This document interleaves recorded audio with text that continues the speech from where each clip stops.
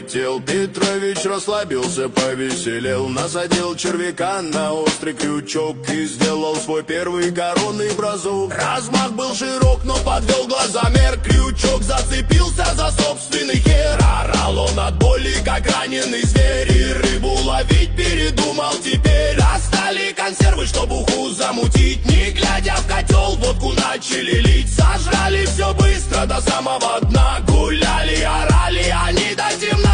Петрович завелся и как супергерой пошел на медведя он с голой рукой.